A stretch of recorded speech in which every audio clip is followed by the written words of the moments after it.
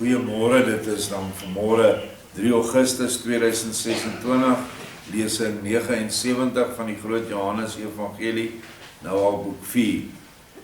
En ons gaan voort met Joshua se lesings. Ons het Sabbatdag opgehou waar hy ons verduidelik het dat hy dieselfde grond, dieselfde voedingsstowwe, dieselfde lig kom 'n baie wonderlike genesende of 'n geneeskragtige plant voor en net langs hom staan die giftigste plant wat jy aan kan dink.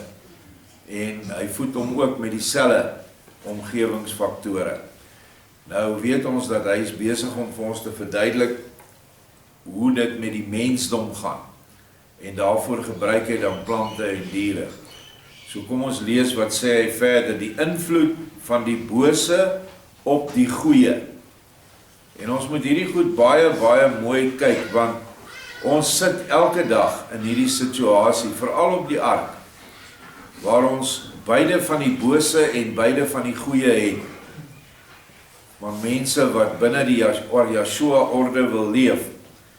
Maar as ons nou kyk na die hoeveelheid mense wat honger het na sy woord, dan is dit seker 5% van die totale klomp mense wat hier is.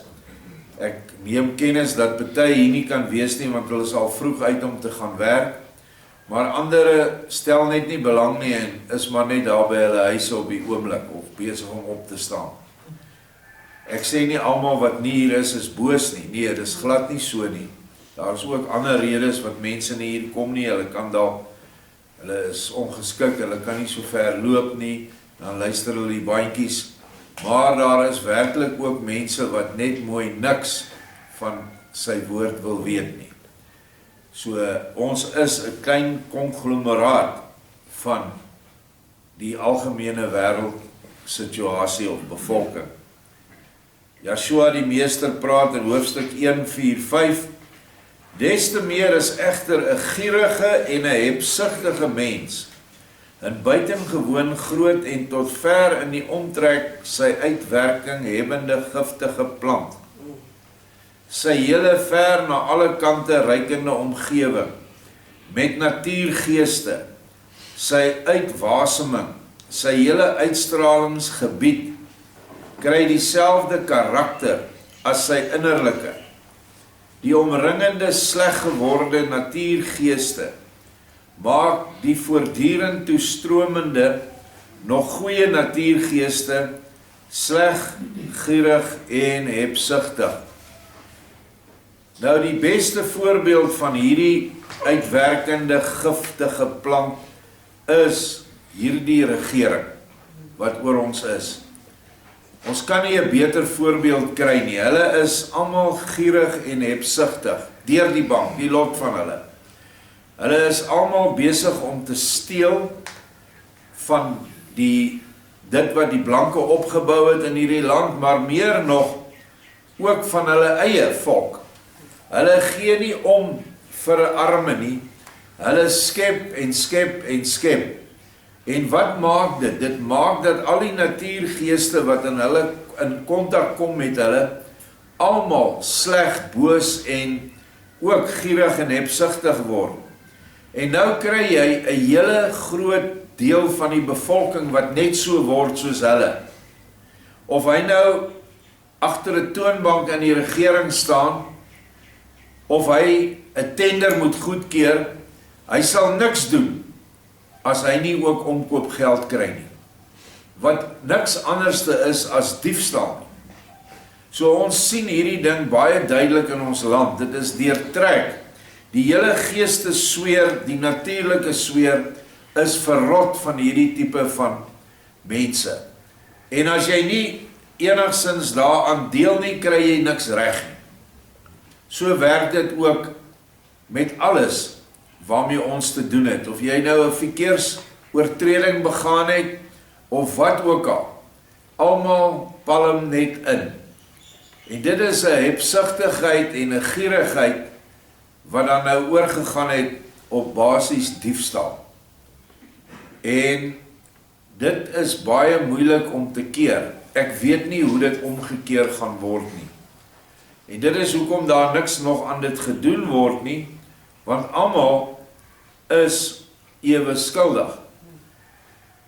En as dit moet gebeur dat een nou begin praat, dan gaan almal mekaar begin vreet, soos wat die spreekwoord sê, hond vreet 'n hond. Maar hulle sal nie.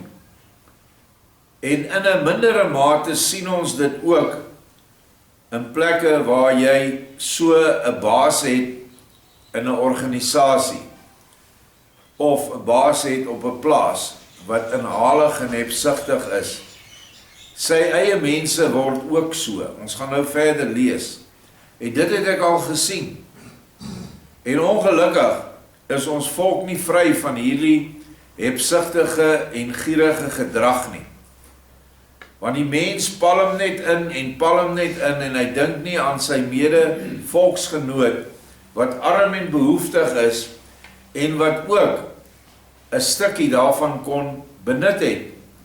Nie verniet nie, deur 'n taak te doen.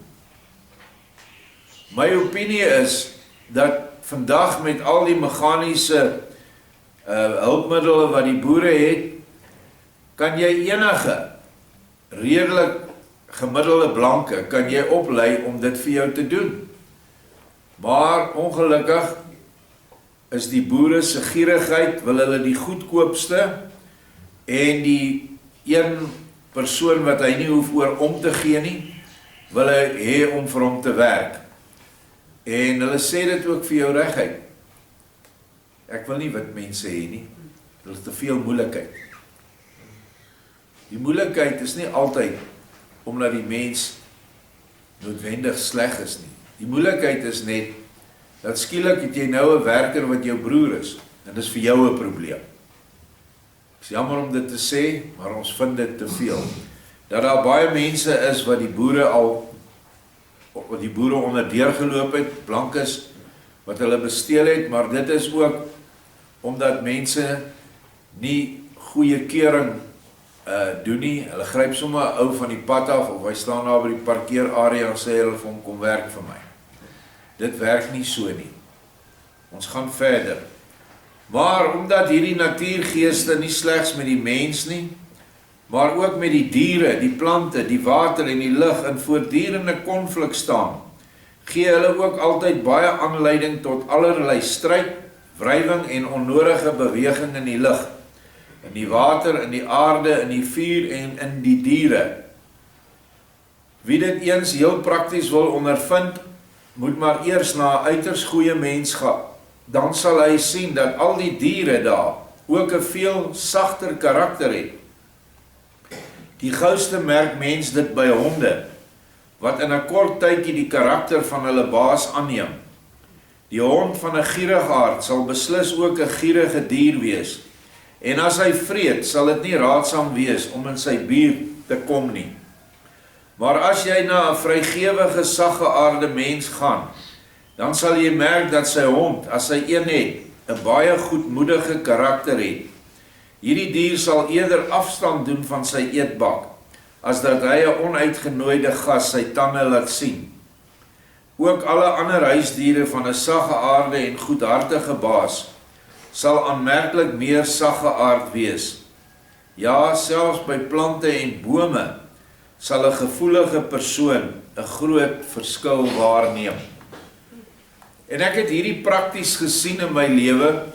My pa was 'n boer en ons was maar altyd naweke daar en in vakansies was ons ook daar besig op die plaas. En een van die grootste stryd daar was as die beeste ingespuit of gedip moet word. Dan word hierdie honderde diere moet nou uit die kampe gehaal word met perde, bakkies, aangejaag word tot by die kraal. Dis 'n gemaal en 'n gebulk en 'n geraas en hulle wil nie gaan nie. En dit is 'n helse stryd. Ek weet nie of julle al 'n boer gehoor het op so 'n dag hoe hy aangaan wanneer die swartes nou nie alles doen wat hy wil hê hulle moet doen nie, en selfs die kinders. En eendag kom 'n ou man by ons aangestap. Hy werk toe daar by my pa. En hy ry elke dag met die bakkie met 'n paar bale lucerne op. ry hy na die kampe toe, en dan stop hy daar tussen die trop beeste, vryf hulle, gee vir hulle lucerne, en so het hy hulle vir 'n maand of wat behandel. En toe die volgende dip en spuitdag kom, toe sê hy vir my pa, toe my pa nou weer al die perde laat opsaal, en dan sê, nee, bly julle hier, ek sal dit vir julle bring. My pa het hom net so gekyk, en eintlik so in sy mou gelag, en dit was nie 'n uur of wat nie, toe kom hy met daai bakkie met 'n paar lucernebale op, kom hy voor die trop ingery, ry met die bakkie binne in die kraal, en al die beeste in die kraal, sonder een geskree en gebuk. Net, deurdat jy vir hulle iets betoon het, sagtheid, het hulle in sagtheid agter hom aangekom. En dit is hoe jy dit kry, jou regte herder, by 'n skaaptrop, kyk maar in die lande waar hulle nog met skape te doen het, loop voor die skape uit, loop voor die beeste uit, nie agter nie, hy jaag hulle nie aan nie, hulle volg hom. So is iets wat 'n mens nou nie in die verlede, voor ons hierdie kennis het, ingetrek het in die geestelike sfeer nie, maar dit is werklik so. Jy kry baie keer, dan sê mense, hierdie persoon het groen vingers, alles wat hy plant en aanvat, bloei en ontplof in die tuin. Dis nie groen vingers nie, dit is daardie persoon se natuurlike gees, wat alles in die omgewing beïnvloed, om daai gees ter wille te wees. Daai natuurgeeste wil hierdie vrou of man ter wille wees, in die grond, in die lug, in die lig, in die plant self, wil hulle hom dien, of haar dien, en dan lyk hulle tuine uitsonderlik mooi. Ander mense weer, hy kan nie 'n ding in die grond sit nie, ding wil nie groei nie, als vrek. So, baie diep geestelike koppeling daar. Maar kyk eers, of die bediendes van 'n vrek, ook nie meerendeels baie suinig, afgunstig en gierig, en derhalwe agterdogtig, vals en oneerlik word nie. Selfs 'n voorheen goeie en vrygewige mens sal, as hy hom in 'n lang tyd in die omgewing van 'n gierigaard bevind, wat swem in sy goud en silwer, ten slotte regtig suinig, en by die beoefening van weldadigheid, baie bedagsamer word. Dit is maar net so, sy geaardheid verander. Nou is dit egter op aarde ook nog so, dat al wat sleg is, die goeie baie makliker iets slegs verander, as dat die goeie die slegte in iets goeds verander. Baie mooi daarby stilstaan. Dit sien ons, dat die invloed van die sleg of die boos baie groter is as omgekeerd. Kyk maar eers na 'n mens wat regtig woedend is, wat alles om hom heen uit louter woede en kwaadheid maar dadelik sou wou verniel. 1000 goeie mense wat hom gadeslaan, word ten laaste self erg kwaad, en sou hulle dadelik almal aan die bose wou vergryp, en sy kwaadheid wou verdryf, as hulle hom maar almal met hulle hande, wat juk om tot aksie oor te gaan, beet sou kon pak. Waarom wek hier een woedende by duisende 'n woedende reaksie op? En waarom bring die 1000 goedmoediges, nie in plaas daarvan die een wat kook van woede, tot uiterste goedmoedigheid nie? En dit het dan sommer die naweek gesien, kan ek 'n voorbeeld bring, by 'n rugby skoolwedstryd, dink ek in Menlo Park. Toe twee ouens mekaar slaan, toe storm almal van die paviljoene af, en toe sit een groot geveg, 'n regte banie. En dit is wat een so woedende persoon, of twee woedende persone uitlok. Almal raak onmiddellik, kalmste mense, gaan oor tot geveg. Wat nie sou plaasgevind het as twee mense in gemoedelikheid met mekaar gepraat het nie, sou hulle nie almal gemoedelik gestem het nie. Dis maar wat Vader vir ons hier wys. Dit alles kom omdat, terwille van die opvoeding van die kinders van Elohim, veral op hierdie aarde, die aantrekkingskrag van die bose en slegter baie groter is, en ook moet wees, as die van die goeie. In algemene sin het ek julle die rede daarvan al vroeër eendag laat sien, en dit hoef ek hier nie nog eens te herhaal nie. Ek gaan dit ook nie herhaal nie, maar dit is hoe dit is, en dit moet so wees, want hierdie is 'n toetsarena vir jou en my. Daarom moet die bose baie sterk aantrekkingskrag hê.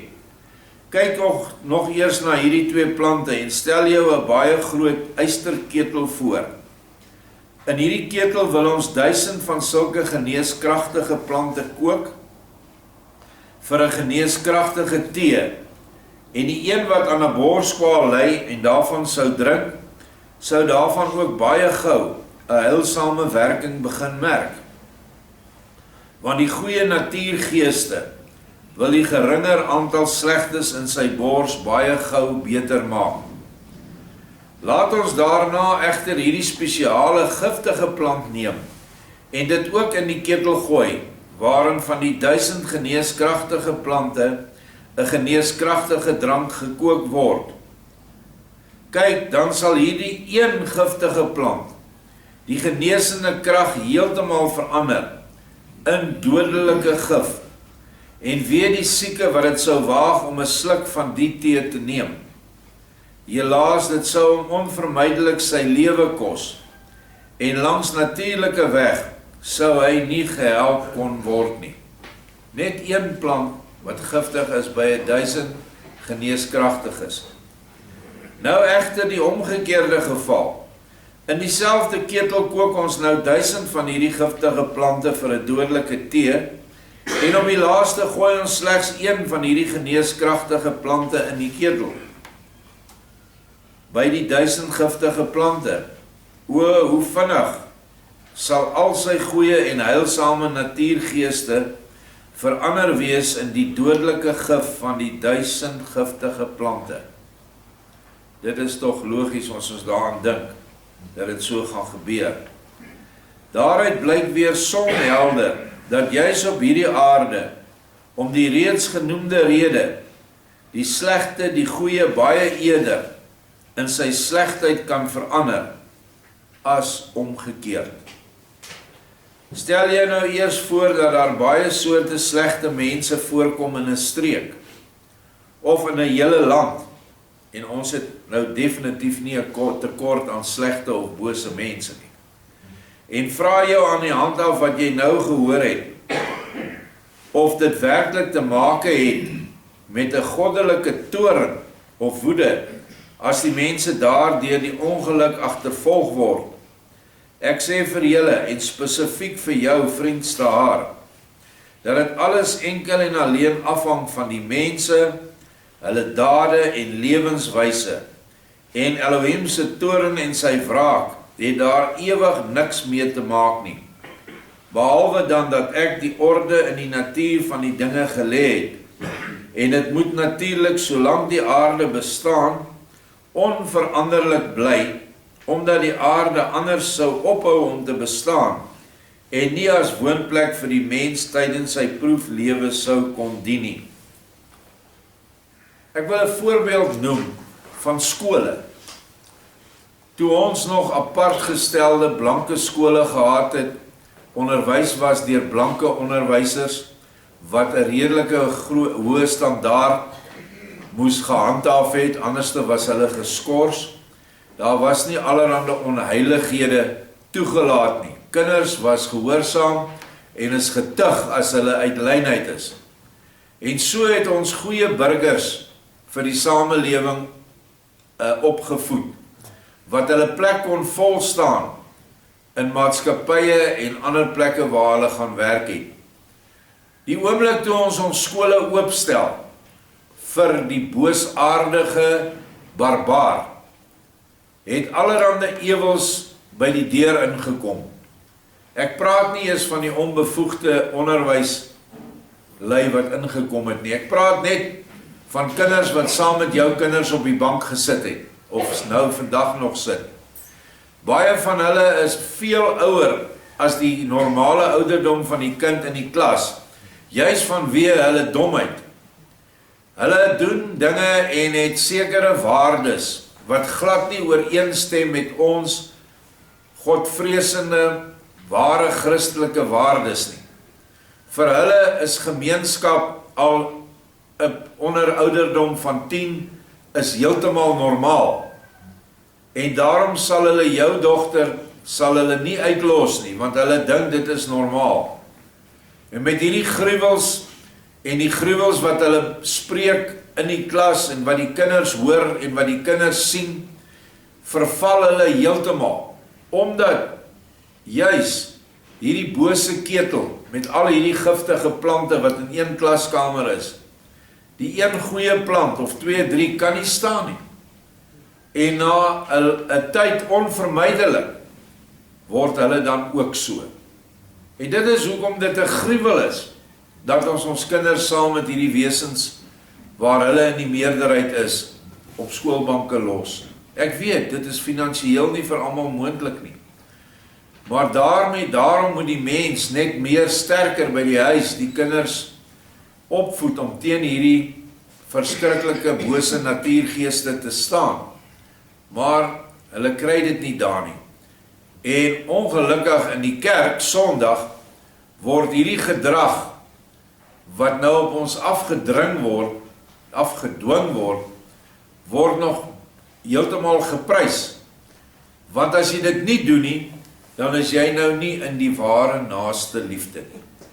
En so smokkel hulle met die mens se brein. En dis hoekom ek kerke noem breinspoelingsorganisasies. En as jy nou gaan kyk in die plekke waar ons 20 jaar gelede gewerk het, soos in Daspoort, Danwil, Elandspoort, gaan kyk hoe lyk dit daar. Op elke hoek staan 'n dwelmsmokkelaar met sy sportkar en verkoop hy dwelms aan almal.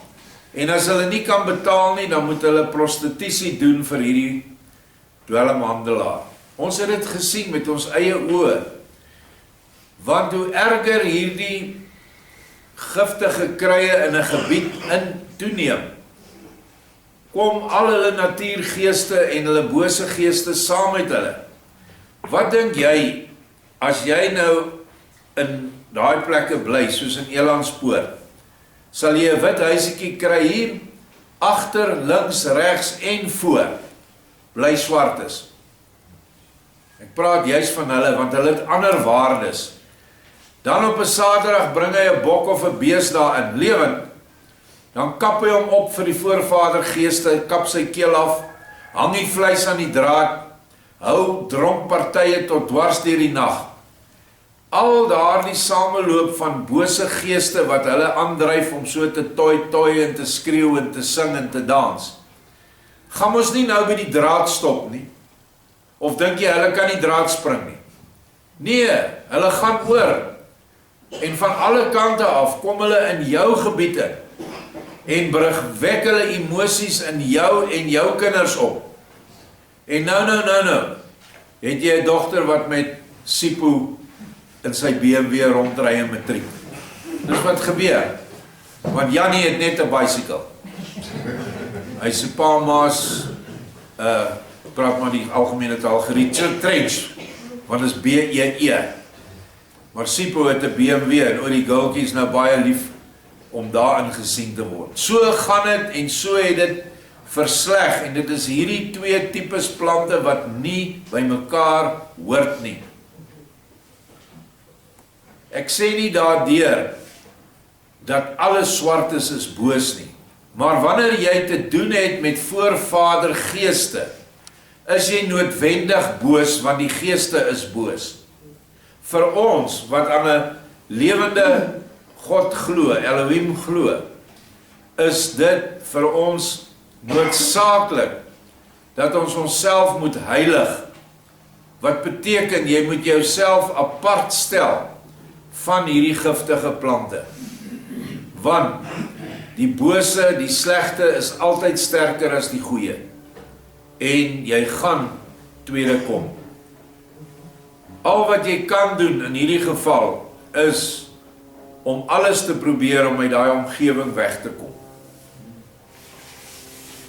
Dit is waarom apartheid was ons behoud gewees in die verlede.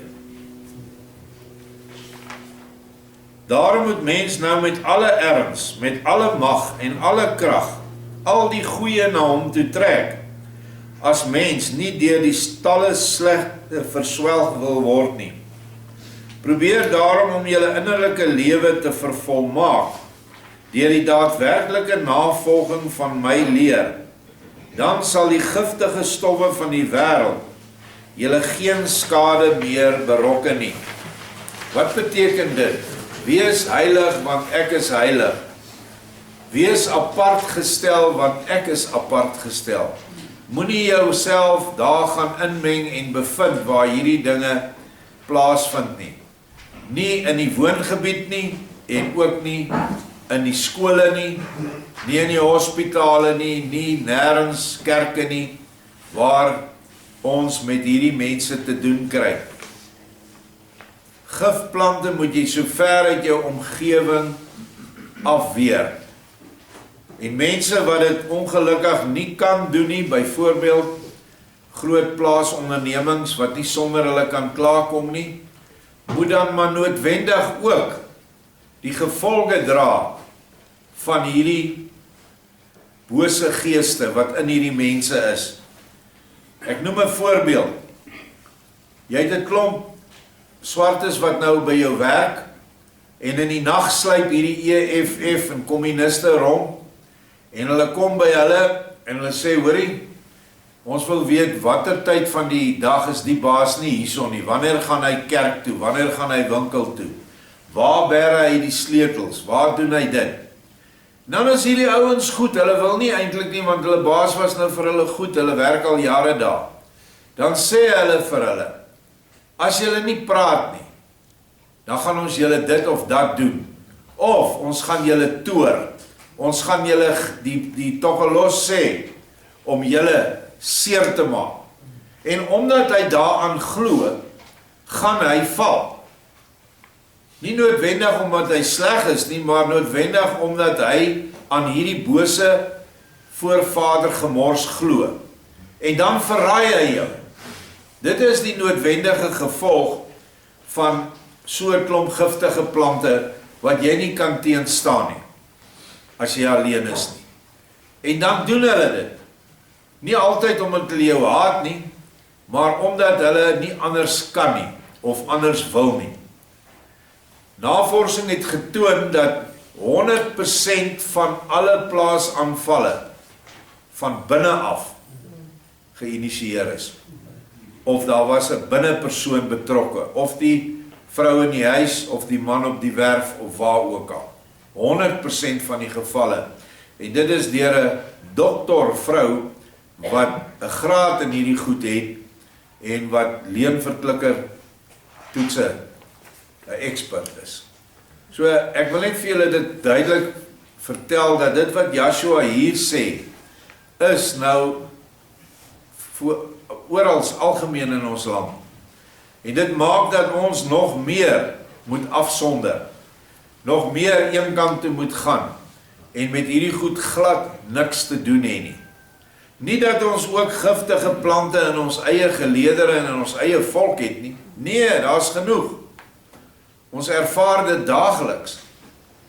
Maar 'n ander sataniese geloof kan byvoorbeeld glad nie geduld word op grond wat ons gewy het of apart gestel het aan Yeshua nie. En sodra ons van sulke goed bewus raak, dan word dit ook gehanteer. En die enigste manier hoe jy dit hanteer is, kry die giftige plant uit die pot, so gou as moontlik. Ons gaan verder met hoofstuk 1:4-6. Die wonderbare genesingskrye. Laat ons egter nog eenmaal terugkeer tot ons gifketel, met die 1000 daarin kokende giftige plante. Kyk, 10, maar ook 100.000 van die soort geneeskragtige plante, sal nie in staat wees om hierdie ketel vol giftige tee van gif te ontdoen nie.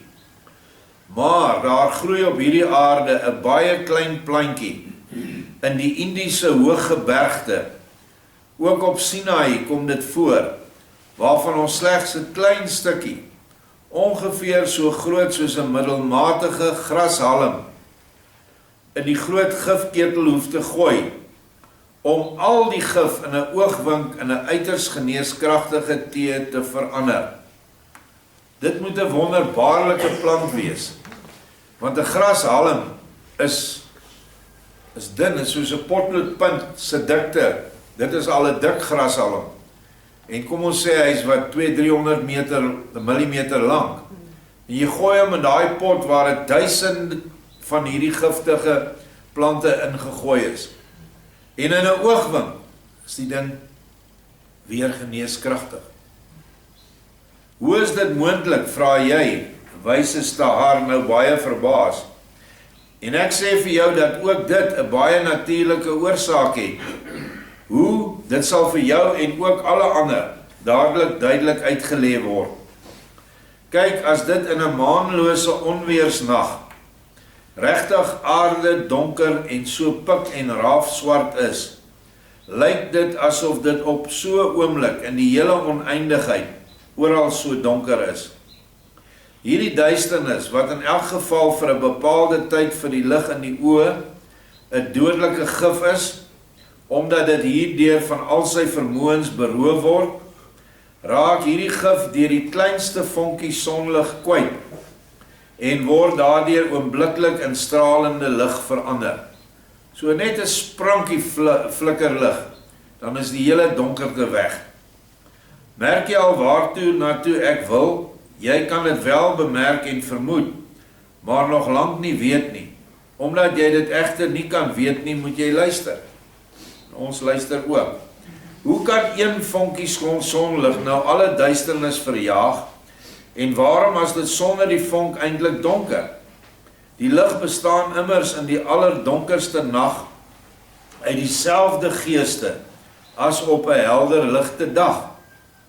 As die son eenmaal volledig ondergegaan het, begin die natuurgeeste geleidelik rus, elkeen individueel. En omdat hulle elkeen individueel rus en hulle verligte omhulling nie in trilling is nie, merk die vleeslike oog hulle aanwesigheid en hulle bestaan nie op nie.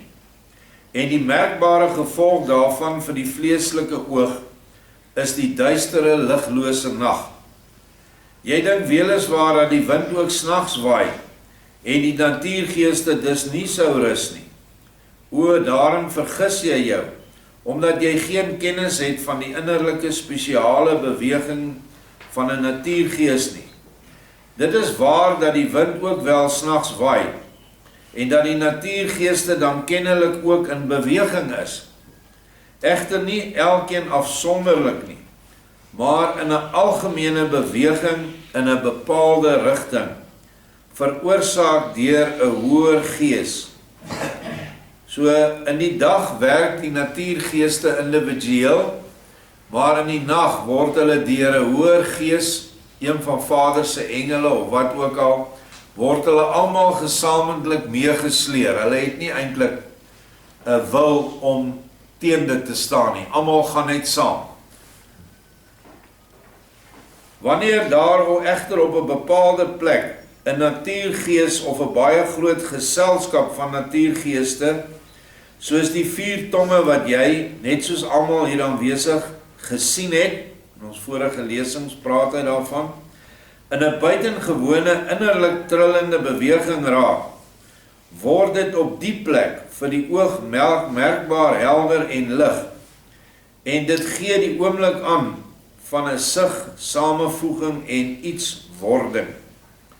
Tydens so 'n oomblik word ontelbare natuurgeeste egter in die verre omtrek saam geaktiveer, en sodoende word dit na alle kante lig en helder. Hoe heftiger 'n kring van natuurgeeste vibreer, en sodoende die naburige geeste aktiveer, des te ligter word dit tot ver in die omtrek, En so kry groepe geeste, wat hulle saamgevoeg het om iets te word, 'n gelyksoortige strewe. Die lig van die son lewer deur sy produktiewe krag en inwerking op die hemelliggame, wat naby genoeg aan hom staan, die sprekendste bewys daarvan. Maar nie net word die vrye natuurgeeste op die planete deur die son geaktiveer om iets te word nie, maar ook in die vrye eterruimte, want daar ontstaan deur so 'n samevoeging van die vrye natuurgeeste, dikwels dinge wat julle vir julleself nog nie eers in julle drome kon voorstel nie. Maar soos wat jy nou gesien het, dat hulle enkele vonkie lig, al nagelang die krag van die sonlig, 'n ontsaglik groot duistere ruimte oombliklik helder lig kan maak, so verander die genoemde geneeskragtige kruikie die hele ketel vol giftige tee in 'n heilsame drank, omdat die natuurgeeste in die klein geneeskragtige kruikie te intensief werksaam is in die ware goeie orde, en daarom die traer en teen die orde ingaande geeste van die giftige plante oombliklik dwing om oor te gaan tot werksaamheid in die goeie orde. Dit moet 'n verskriklike kragtige plantjie wees, wat 'n mens graag die naam wil weet, maar ek weet nie of hy dit gee nie, hy gee dit nie in hierdie hoofstuk nie. 'n Waaragtig volmaakte mens, dit is die lering wat ons nou moet opneem in onsself. 'n Waaragtig volmaakte mens het ook dieselfde uitwerking as daai grasprietjie, vereers op sy medemense en vervolgens ook in die wye omtrek op die nog vrye natuurlike lewensgeeste.